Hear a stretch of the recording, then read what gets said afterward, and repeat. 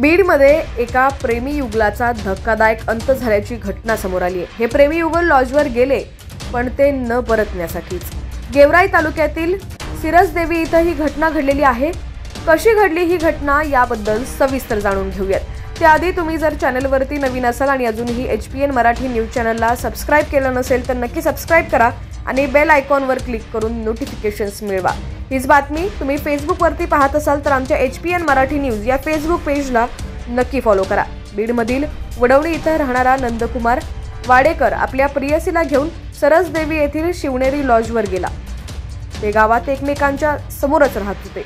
तिथं सोबतच्या महिलेचा मृत्यू झाला। त्यानंतर गोळ्या नेण्याचं कारण सांगून तो खाली आला आणि त्यानं आत्महत्या करत आपलं आयुष्य संपवलं। दरम्यान आत्महत्या करण्याआधी नंदकुमार यानं महिलेची हत्या केली असावी असा संशय पोलिसांना आहे। शिवनेरी लॉजवर महिलेचा मृत्यू झाल्याची माहिती पोलिसांना मिळाली। या घटनेचा तपास करत असताना नंदकुमार सोबत असल्याचं त्यांना कळालं। यानंतर प्रियसीची हत्या करून नंदकुमार दुचाकीवरून थेट गावगाठात शेतात आला। तिथं त्यानं गळफास घेतल्याचं निदर्शनास आलं। नंदकुमार याचा मृतदेह शवविच्छेदन करण्यासाठी मृतदेह गेवराई उपजिल्हा रुग्णालयात पाठवण्यात आलाय।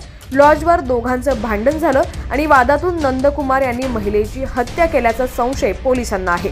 महिलेची हत्या केल्यानंतर नंदकुमार खोलीला टाळे लावून बाहेर पडला। यानंतर लॉज मालकाला संशय आला। त्यानं पोलिसांना याबद्दलची माहिती दिली। पोलिसांनी केलेल्या चौकशीत धक्कादायक प्रकार समोर आलेला आहे।